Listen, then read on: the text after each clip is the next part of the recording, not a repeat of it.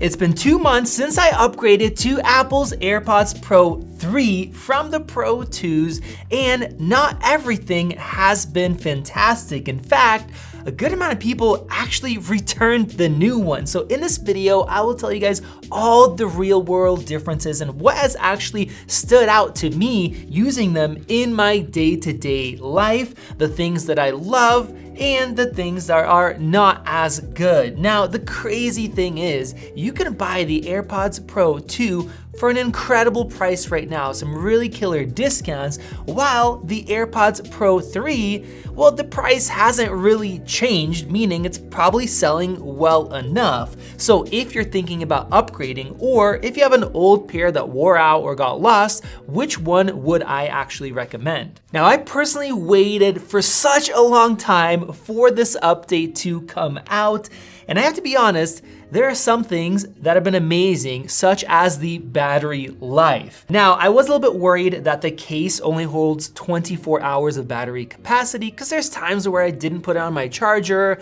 I would pull it out of my pocket, and then the case would be dead or the battery would get low.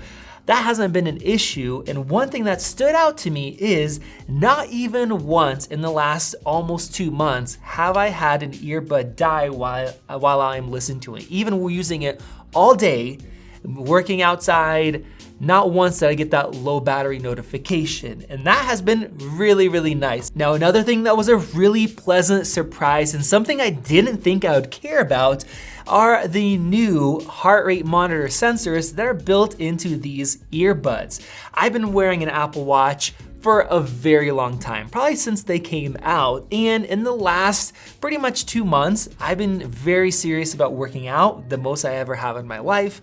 And I actually had a time where I forgot my Apple Watch on accident heading to the gym, and I'm like, man, I can't track my fitness, this sucks.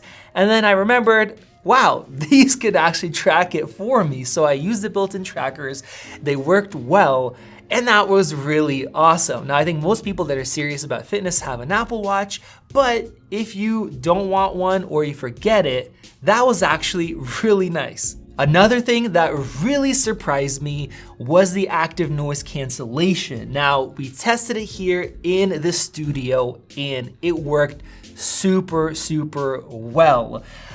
Cutting out so much different frequencies.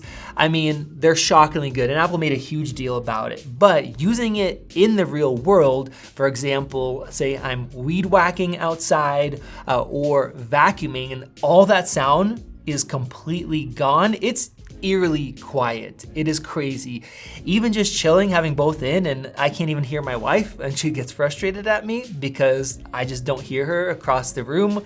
That might not be the best thing, but it works really well. And then if you add a layer of a little bit of music into it, it's just everything is gone. So if you care about active noise cancellation, the previous ones were good. They are still good, but these new AirPods 3 are just magical. In fact, my AirPods Max have not been touched even one time since I got these. Even going on a flight, I did not bring them. Previously, sometimes I would leave them because these were good. There's really no reason to own them now, and they are just collecting dust. So that is insane. Now, along with that, the reason I haven't touched them is the audio quality. Personally, for me, these sound absolutely phenomenal. They sound great. Now, there are people out there that don't like the sound. They don't like the EQ that Apple has done to these new earbuds. They have more bass. It's more for upbeat music. Kind of depends on what you listen to. But there is actually a tip that I can give you guys. You can go into accessibility, then go to audio and visual, go to your headphone accommodations, go ahead and turn that on, and then you can go to the vocal range and set that to slight instead of the medium setting. You can also change it to brightness and then switch that to slight, and that should help make it sound more like the AirPods Pro 2 if you like that sound better, and that could help you enjoy some of the benefits with the new ones if you already bought these or if you're worried about the changes. Next, let's go ahead and talk about some negatives. But first, our sponsor 8 Sleep just made their Pod 5 even better with a new pillow cover that keeps my head much cooler at night.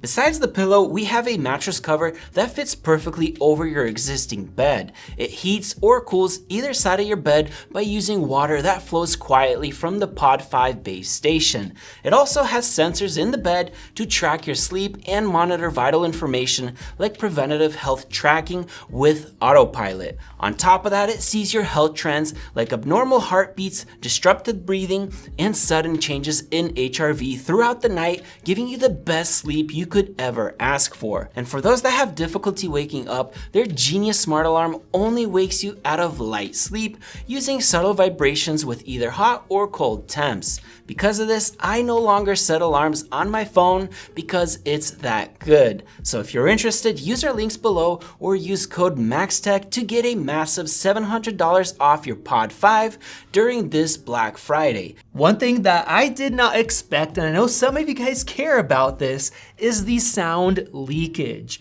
We had a little bit more on the second ones compared to the original, but the third ones, they do seem to get a bit louder, and I love loud music, but the sound leakage, because of the redesigned vent in here, is much more significant if you like to turn them up. And I was in the gym.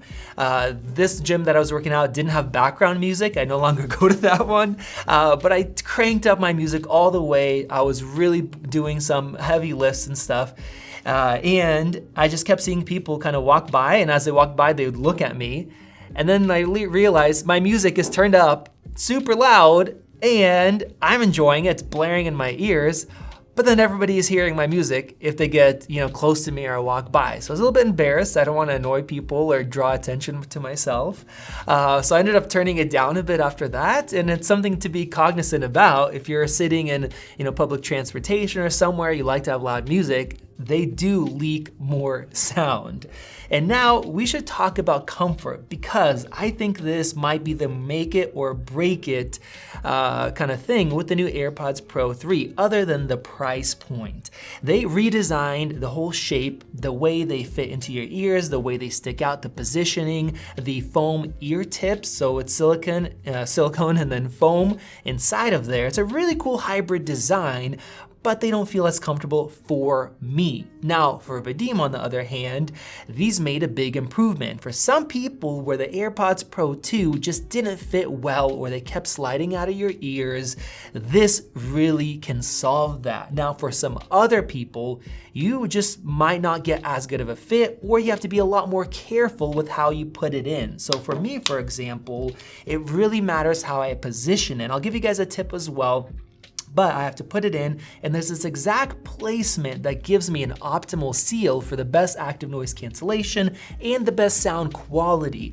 If I twist it down a little bit more, or I have it sticking out a little bit more, the seal is not optimal. I did go through all of the ear tips, which they now include more in there, and I'm finally fairly good at it. Whereas with the AirPods Pro 2, literally just pop them in, you don't have to be as picky, and it just worked so well for me. Now, somebody did give a tip I saw in our comments where they said that they switched, they had one size in one of the ear canals and another size in the other one, and that is what helped them to get the best fit. I haven't tried that out yet. I feel like I have a bigger issue with the right side getting it optimally positioned, so you might have to do that, or if you buy a set, keep that in mind.